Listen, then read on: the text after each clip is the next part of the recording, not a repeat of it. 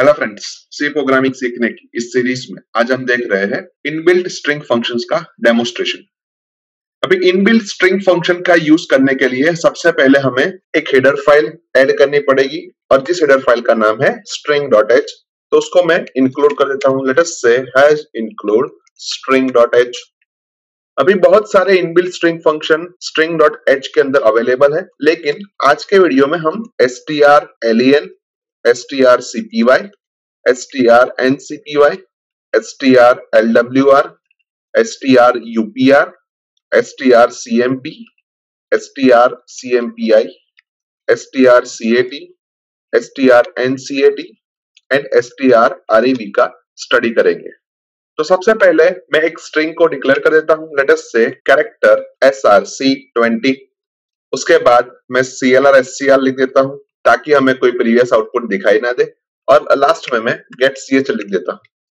अभी जो स्ट्रिंग हमने ऊपर डिक्लेयर की है वो हमें यूजर के पास से लेनी है, तो उसके लिए मैं एक स्कैनफ स्टेटमेंट लिखूंगा और उस स्कैनफ स्टेटमेंट के अंदर मैं मैसेज दूंगा percentage in the square bracket caret slash n और src, जो हमें मल्टी वर्ड स्ट्रिंग रीड करके देगा। यानी कि हम ऐसा भी बोल सकते हैं कि ये स्कैनफ स्टेटमेंट गेटस src के इक्विवेलेंट कोड है।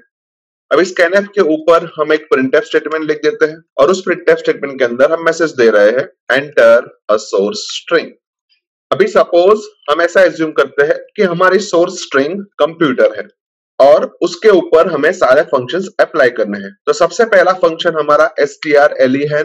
जो कि स्ट्रिंग की लेंथ हमें देता है। तो उसके लिए हमें जिस स्ट्रिंग की लेंथ चाहिए उसको एज अ पैरामीटर के तौर पे पास करना पड़ेगा। तो मैं यहाँ पे सिंपल सा लिख देता हूँ कि src की जिसकी हमें लेंथ चाहिए, और उसकी लेंथ जो भी हमें रिटर्न होती है उसको हम l नाम के एक वेरिएबल के अंदर स्टोर करवाते हैं। यानी कि हम ऐसा बोल सकते हैं कि जो हमारा l है वो इंटीजर होगा। तो उसके लिए हम ऊपर एक इंटीजर l करके वेरिएबल डिक्लेयर कर देते हैं और उसके बाद हम सिंपल सा एक प्रिंटफ स्टेटमेंट लिखते हैं और उस प्रिंटफ स्टेटमेंट के अंदर हम मैसेज दे रहे हैं strlen of percentage s is equals to percentage d, और परसेंटेज s की वैल्यू हम src से रिप्लेस कर रहे हैं और परसेंटेज d की वैल्यू हम l से रिप्लेस कर रहे हैं।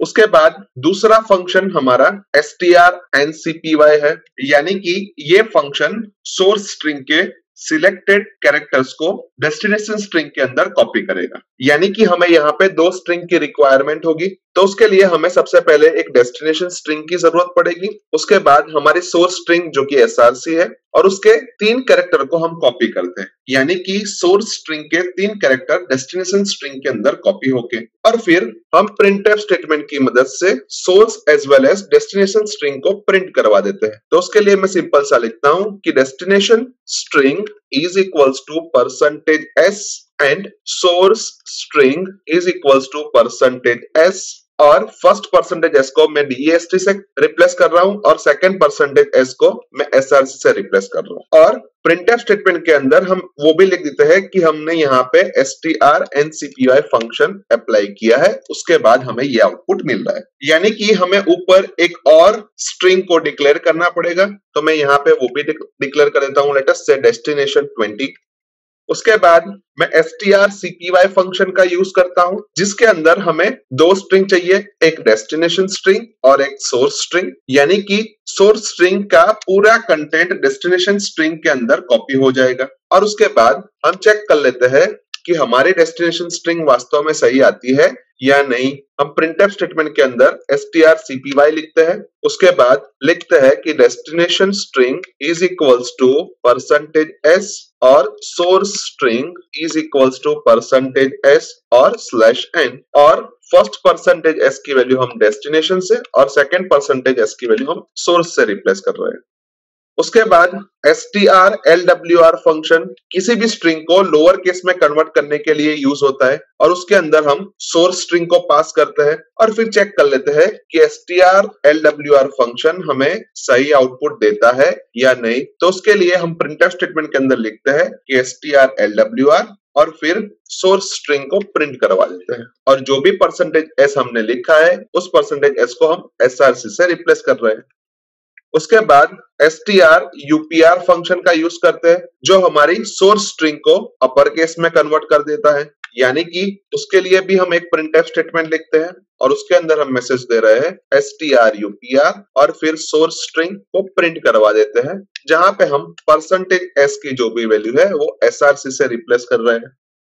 उसके बाद strcmp फंक्शन का यूज करते हैं जो दो स्ट्रिंग को कंपेयर करता है, यानी कि हमें यहाँ पे दो स्ट्रिंग पास करनी पड़ेगी। तो उसके लिए मैं एक डेस्टिनेशन स्ट्रिंग और सोर्स स्ट्रिंग दो पास करता हूँ और वो हमें इंटीजर रिजल्ट देता है, यानी कि उसको हम l नाम के एक वेरिएबल के अंदर स्टोर कर देते हैं और फिर चेक करते हैं कि l की वैल्यू अगर 0 आती है या नहीं। अगर l की वैल्यू 0 आती है उसका मीनिंग कि दोनों स्ट्रिंग इक्वल है, अदरवाइज दोनों स्ट्रिंग इक्वल नहीं है। तो उसके लिए मैं इफ ब्लॉक के अंदर एक सिंपल सा प्रिंटफ स्टेटमेंट लिखता हूं और उस प्रिंटफ स्टेटमेंट के अंदर मैसेज दे रहा हूं %s and %s are equal, और जो भी %s लिखे हैं उसमें पहले %s को हम डेस्टिनेशन से और सेकंड %s को हम सोर्स से रिप्लेस कर रहे हैं। और प्रिंटफ स्टेटमेंट के अंदर हम वो भी लिख देते हैं कि strcmp फंक्शन का हमने यहाँ पे यूज किया है। उसके बाद हम एल्स ब्लॉक के अंदर भी एक प्रिंटफ स्टेटमेंट लिख देते हैं और उस प्रिंटफ स्टेटमेंट के अंदर हम मैसेज दे रहे हैं कि strcmp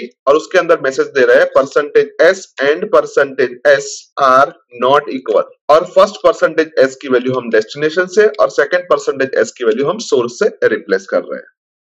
उसके बाद हम strcmpi फंक्शन का यूज कर रहे हैं जो दोनों स्ट्रिंग को कंपेयर करता है, लेकिन ये फंक्शन अपर केस और लोअर केस कैरेक्टर को सेम कंसीडर करता है, यानी कि ये फंक्शन केस को इग्नोर करके दोनों स्ट्रिंग की कंपैरिजन करता है। तो इसके लिए हम यहाँ पे दो स्ट्रिंग पास कर देते हैं, लेट अस से डेस्टिनेशन एंड सोर्स, और उसका जो भी रिजल्ट आता है वो हम l नाम के एक वेरिएबल के अंदर स्टोर कर देते हैं और फिर l की वैल्यू चेक कर लेते हैं कि l की वैल्यू 0 है या नहीं। अगर l की वैल्यू 0 है तो उसका मीनिंग कि दोनों स्ट्रिंग सेम है। तो उसके लिए हम इफ ब्लॉक के अंदर मैसेज दे रहे हैं कि strcmpi फंक्शन का हमने यहाँ पे यूज किया और हम लिखते हैं कि %s and %s are equal ignoring the case, और जो भी %s की वैल्यू है वो destination as well as source से रिप्लेस कर रहे हैं। उसके बाद एल्स ब्लॉक के अंदर हम मैसेज दे रहे हैं कि strcmpi फंक्शन का जो भी हमने यूज किया है,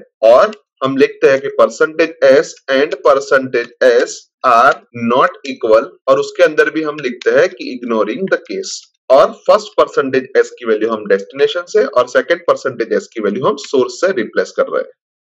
उसके बाद हम strcat फंक्शन का यूज कर रहे हैं जो कि दो स्ट्रिंग को कॉन्केट यानी कि ज्वाइन करने का टास्क करता है, यानी कि इसके लिए भी हमें दो स्ट्रिंग की जरूरत पड़ेगी। तो सबसे पहले मैं डेस्टिनेशन स्ट्रिंग को एंटर करता हूं और उसके बाद सोर्स स्ट्रिंग को एंटर करता हूं और फिर printf फंक्शन की मदद से दोनों स्ट्रिंग को प्रिंट करवा देता हूं। तो उसके लिए मैं मैसेज दे रहा हूं कि strcat फंक्शन का हमने यहाँ पे यूज किया है और हम लिखते हैं कि destination string is equals to %s and source string is equals to %s, और फर्स्ट %s की वैल्यू हम डेस्टिनेशन से और सेकंड %s की वैल्यू हम सोर्स से रिप्लेस कर रहे हैं। उसके बाद हम strncat फंक्शन का यूज कर रहे हैं, यानी कि यह फंक्शन सोर्स स्ट्रिंग के कुछ कैरेक्टर को डेस्टिनेशन स्ट्रिंग के अंदर कॉपी करता है, यानी कि यहाँ पे मैं सिंपली ऐसा लिखता हूं कि डेस्टिनेशन स्ट्रिंग, उसके बाद सोर्स स्ट्रिंग और उसके बाद 3, यानी कि सोर्स स्ट्रिंग के पहले 3 कैरेक्टर डेस्टिनेशन स्ट्रिंग के अंदर कॉपी हो गए। और उसके बाद हम एक प्रिंटफ स्टेटमेंट लिखते हैं और उस प्रिंटफ स्टेटमेंट के अंदर हम मैसेज दे रहे हैं कि strncat फंक्शन का जो हमने यूज किया है उसके अंदर हम डेस्टिनेशन स्ट्रिंग को एंड सोर्स स्ट्रिंग को प्रिंट करवा देते हैं, और जो भी %s की वैल्यू है वो हम destination as well as source से रिप्लेस कर रहे हैं।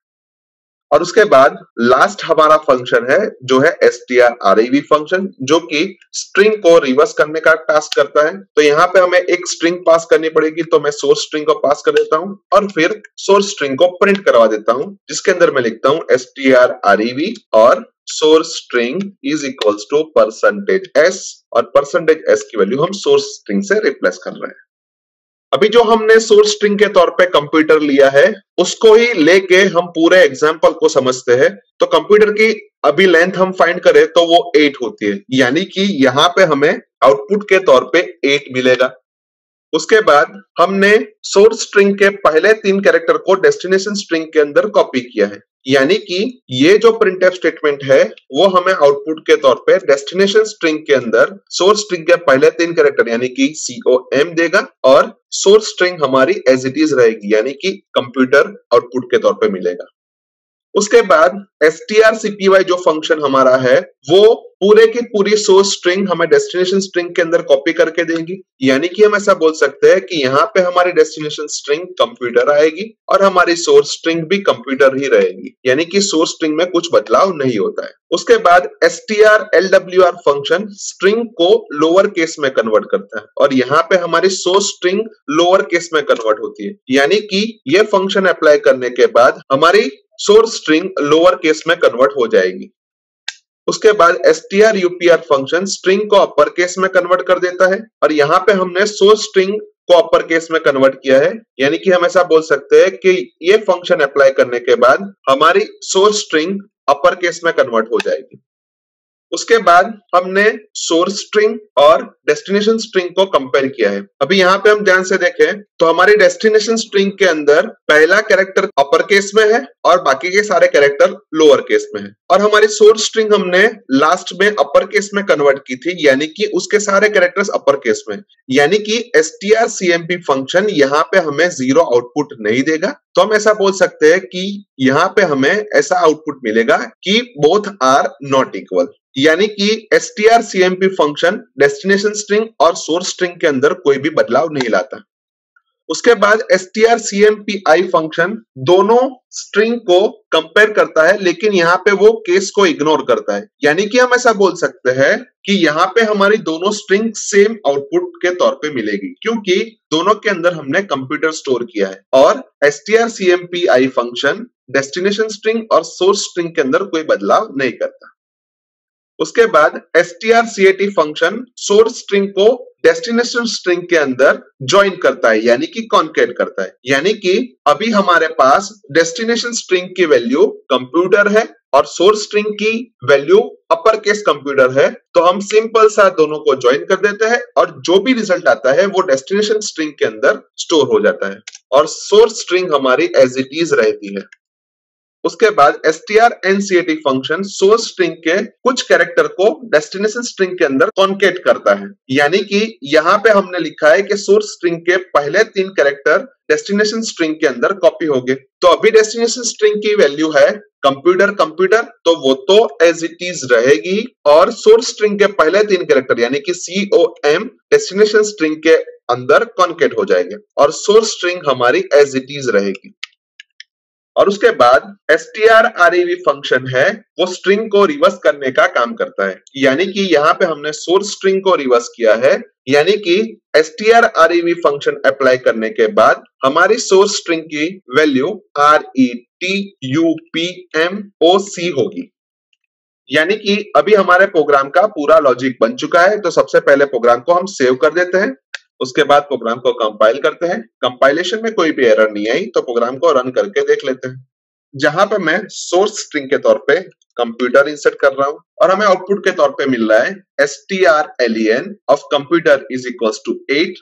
फिर strncpy फंक्शन जो हमने अप्लाई किया था, जो हमें डेस्टिनेशन स्ट्रिंग के अंदर com स्टोर करके दे रहा है और सोर्स स्ट्रिंग के अंदर कंप्यूटर एज इट इज रहता है। strcpy फंक्शन डेस्टिनेशन स्ट्रिंग के अंदर कंप्यूटर स्टोर करता है और सोर्स स्ट्रिंग के अंदर तो कंप्यूटर है ही।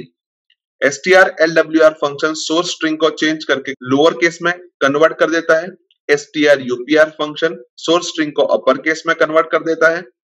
उसके बाद strcmp फंक्शन हमें आउटपुट के तौर पे दिखा रहा है कि computer and computer are not equal, जो कि परफेक्टली सही है।